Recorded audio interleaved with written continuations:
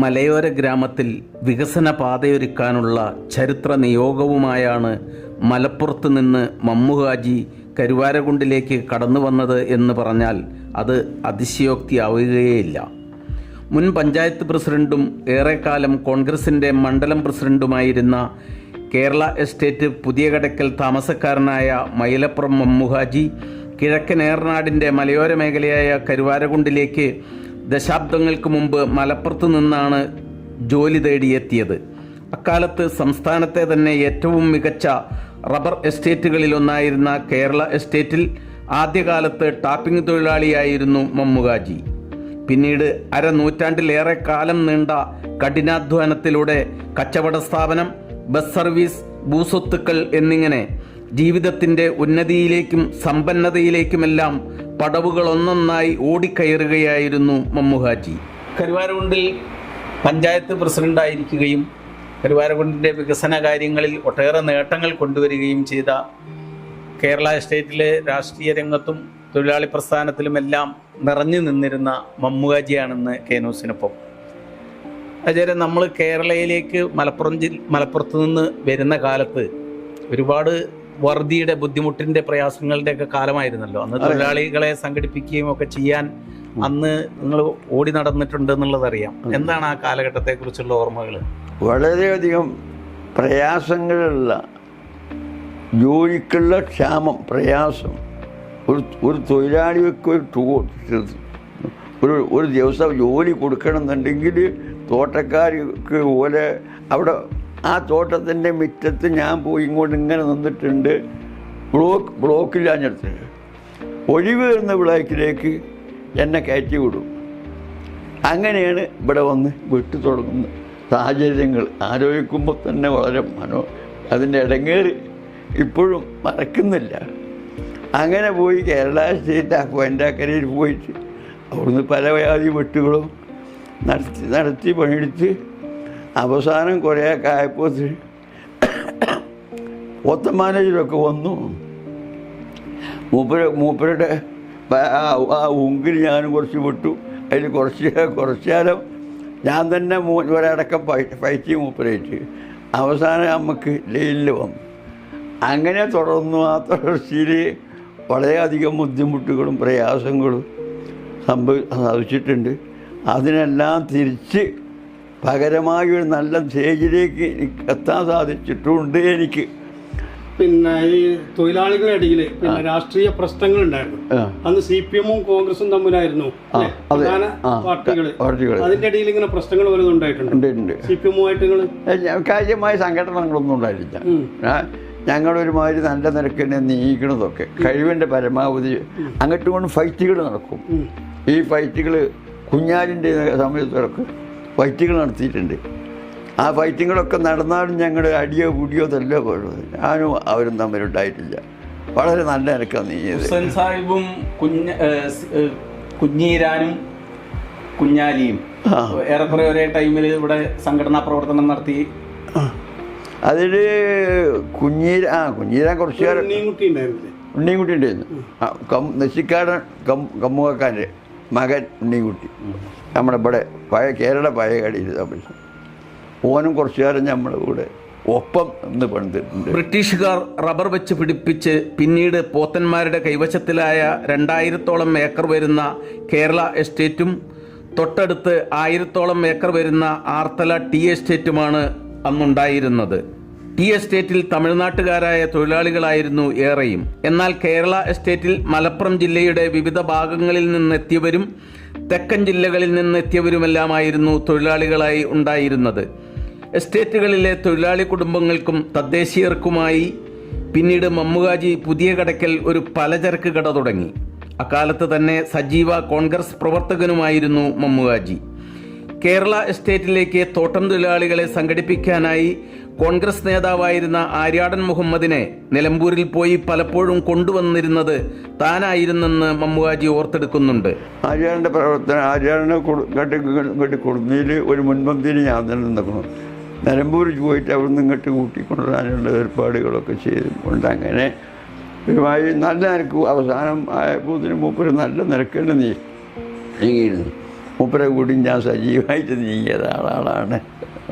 ആദ്യകാല കേരള എസ്റ്റേറ്റ് ഉടമകളായ പോത്തന്മാരുമായും മറ്റു തൊഴിലാളി സംഘടനാ നേതാക്കളുമായുമെല്ലാം കോൺഗ്രസ്സുകാരനെന്ന നിലയ്ക്ക് തനിക്ക് നിരന്തരമായി പോരാടേണ്ടി വന്നിരുന്നതായും അക്കാലത്ത് ആര്യാടനെ കൂടാതെ സഖാവ് കുഞ്ഞാലി, കുഞ്ഞീരാൻ, ഹുസൻ സാഹിബ് എന്നിവരെല്ലാം മേഖലയിൽ തൊഴിലാളികളെ സംഘടിപ്പിക്കുകയും നയിക്കുകയും ചെയ്തിരുന്നതും മമ്മുകാജി വിവരിച്ചു.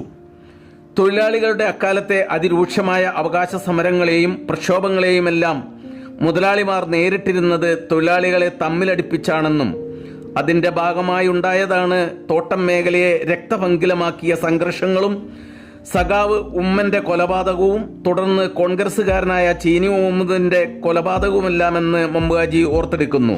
കൊലപാതകം നേരെ നടന്നു. ചീനി മുഹമ്മദിനെ കൊന്നു. വേറൊരാള് ഉമ്മനി.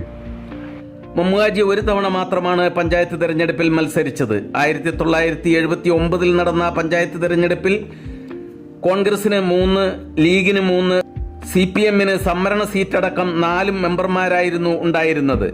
എ ഗ്രൂപ്പ് CPM-മായി ചേർന്ന് സംസ്ഥാനത്ത് ഭരണത്തിലും ആര്യാടൻ മുഹമ്മദ് ഇടതു മന്ത്രിസഭയിലെ തൊഴിൽ വകുപ്പ് മന്ത്രിയുമായിരുന്നു.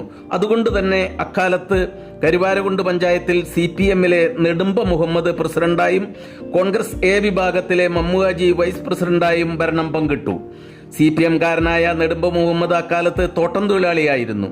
കോൺഗ്രസ്സുകാരനായ മമ്മുകാജി തോട്ടം ഉടമയുമായിരുന്നു. തോട്ടം തൊഴിലാളി പ്രസിഡന്റും തോട്ടമുടമ വൈസ് പ്രസിഡന്റും എന്ന തലക്കെട്ടിൽ പിറ്റേന്ന് പത്രങ്ങളിൽ വാർത്ത വന്നത് ഏറെ കൗതുകമുയർത്തിയിരുന്നു. എന്നാൽ നെടുമ്പ പ്രസിഡന്റായി 2 വർഷത്തിനു ശേഷം മുസ്ലിം ലീഗും കോൺഗ്രസ് AI വിഭാഗങ്ങളും ഒത്തുചേർന്ന് പ്രസിഡന്റിനെതിരെ കൊണ്ടുവന്ന അവിശ്വാസം 4-നെതിരെ 6 അംഗങ്ങളുടെ പിന്തുണയിൽ പാസായി. ശേഷിക്കുന്ന 3 വർഷക്കാലയളവിൽ 1.5 വർഷം വീതം ലീഗും കോൺഗ്രസും ഭരണം പങ്കിടാൻ തീരുമാനിച്ചു. ആദ്യ ടൈം കോൺഗ്രസിന് അവസരം ലഭിച്ചപ്പോൾ മമ്മുകാജിയാണ് പ്രസിഡന്റായത്. കരുവാരകുണ്ട് പഞ്ചായത്ത് പരിധിയിൽ നിരവധി കോൺക്രീറ്റ് ബസ് വെയിറ്റിംഗ് ഷെഡുകൾ ഉണ്ടാക്കിയതുൾപ്പെടെ ഒട്ടനവധി വികസന പ്രവർത്തനങ്ങൾക്ക് മമ്മുകാജി പ്രസിഡന്റായ കാലയളവിൽ തുടക്കം കുറിച്ചു. കരുവാരകുണ്ട് ഗ്രാമപഞ്ചായത്തിന്റെ പ്രസിഡന്റ് ആയിരിക്കുമ്പോഴാണ് നമ്മൾ കരുവാരകുണ്ടിൽ ആദ്യമായിട്ട് വെയിറ്റിംഗ് ഷെഡുകൾ വെയിറ്റിംഗ് ഷെഡുകൾ.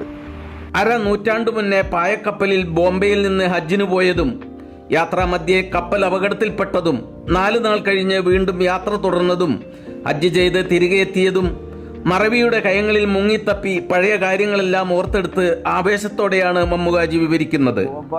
ഒരാഴ്ച ബോംബെക്ക് വണ്ടി പ്ലെയിനും ഒരാഴ്ച അല്ല കപ്പലില് അതിലൊരു ദിവസം കപ്പൽ മുങ്ങി. അതിൽ 4 ദിവസം മുങ്ങിപ്പോയി പറ്റപ്പോയിട്ടുണ്ടായില്ല, ചെക്കായി നിന്നു. അതിൽ 4 ദിവസം അത് കുത്തം വിട്ടു, കേടായി മുങ്ങി ഫുള്ളായിട്ട് മുങ്ങിയില്ലാന്ന് മാത്രം. അതിലപ്പോൾ ഇപ്പോഴെനിക്ക് ഓർമ്മയിൽ വന്നത് അതിലൊക്കെ ഞാൻ മരണപ്പെട്ടു എന്ന് ആലോചിച്ച് ഉറപ്പിച്ച് ഒക്കെ ചെല്ലേണ്ടത് പറയേണ്ടതും ഒക്കെ ചെല്ലി പറഞ്ഞ് പേടിച്ച് അവസാനം പേടിച്ച് ഇറുക്കി പിടിച്ച് കപ്പലിലിരുന്നത്. ഈ 4 ദിവസം വരുന്നത് കഴിഞ്ഞപ്പോൾ രക്ഷപ്പെട്ടു. ആ പോക്ക് പിന്നെ ഇവിടെ ചെന്ന് ഇറങ്ങിയിട്ട് പിന്നെ അവിടുന്ന് തിരിച്ചു വന്ന് ചുരുക്കി പറഞ്ഞ ആ പ്രാവശ്യത്തെ ഈ ഒരു 3 മാസം പിടിച്ചു ആ ഹജ്ജിന്. എന്തായാലും ആ ഹജ്ജ് ഞങ്ങൾ കഴിച്ചു, നടത്തി കൂട്ടി പോന്നു. അതിൻ്റെ ശേഷം പിന്നെ 2 പോയിക്കും. എന്താണ് പുതിയ കോൺഗ്രസ്സുകാരോട് പറയാനുള്ളത്? പുതിയ കോൺഗ്രസ്സുകാരോട് ഇപ്പോൾ ഞാൻ കൂടുതലായിട്ടൊന്നും പറയുന്നത്, കുറേയൊക്കെ ചുഗുനി നടക്കുന്നുണ്ട് ഇപ്പോൾ.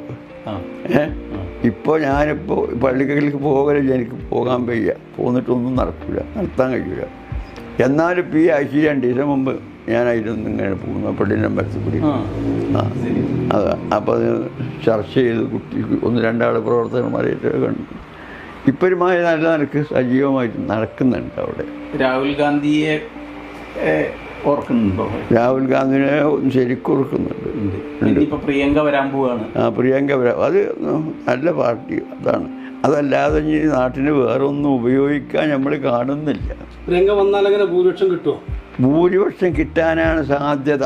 പക്ഷെ എന്താ പറയുക, ഈ ആ ഭാഗത്തുള്ള അവിടേക്ക് ഓലക്കോട്ട അത് ഒന്ന് തകർക്കപ്പെടണം. അതിനെക്കുറിച്ച് നല്ലോണം മെനക്കെടുന്നതാണ്. BJP-യുടെ കോട്ട. കോട്ട അതെ. അത് കുറച്ച് നല്ലോണം ശ്രദ്ധിച്ച് നീങ്ങണം. എന്നാലും ഈ കൊല്ലം നല്ല നേട്ടം ഉണ്ടായിക്കണേ. ഈ കൊല്ലം മൊത്തത്തിൽ നമ്മൾ ഉദ്ദേശിക്കാത്ത രൂപത്തിലുള്ള നേട്ടം ഉണ്ടായിക്കണു. എൻ്റെ കാഴ്ചപ്പാടിൽ ഒരവസരത്തിൽ കോൺഗ്രസ് പോയി കയ്യിൽ പോയി എന്നുള്ള അവസരം ഞാൻ ധരിച്ചതാണ്. അത് തിരിച്ചു വന്നു എന്നുള്ള സന്തോഷം എനിക്കിപ്പോഴുള്ള കാര്യത്തിൽ അമിതമായ സന്തോഷം. നാടിൻ്റെ രക്ഷക്കാണത്, വേറെ ഒന്നുമില്ല. നാടിൻ്റെ രക്ഷയ്ക്ക്, നാടിൻ്റെ ജനങ്ങളുടെ രക്ഷയ്ക്ക് തിരിച്ചു വരേണ്ട ആവശ്യമാണ്. എൻ്റെ അഭിപ്രായം അതാണ്. ഇപ്പോൾ സന്തോഷവാനാണ് പൊതുവെ. പാർട്ടിയെക്കുറിച്ചും പാർട്ടിയുടെ പ്രവർത്തകരെക്കുറിച്ചും ഒക്കെ നല്ല സന്തോഷത്തിലാണ്. ആ സന്തോഷത്തിൽ ഞാൻ ഇപ്പോൾ സന്തോഷത്തിലാണ് അക്കാര്യത്തിൽ. കോൺഗ്രസിൻ്റെ ഒരു സജീവ കോൺഗ്രസിനെ തള്ളിയിട്ട് ഇവിടെ ആരെ കാണാനാ നമ്മൾ? ഞാൻ നോക്കിയിട്ട് ആരും കാണുന്നില്ല.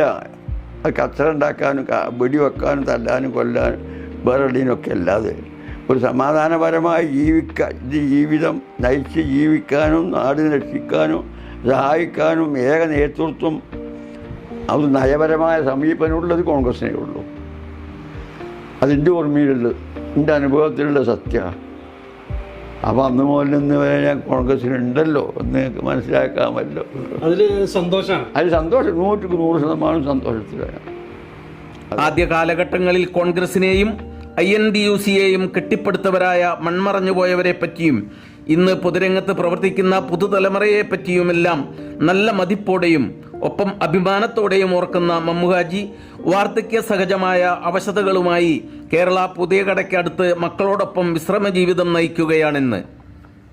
അറിഞ്ഞോ, കേരളത്തിൽ ഇപ്പോൾ വനിതകളുടെ മുന്നേറ്റം. +2 കഴിഞ്ഞവർ അബാക്കസ് അധ്യാപകരായി മാറുന്നു.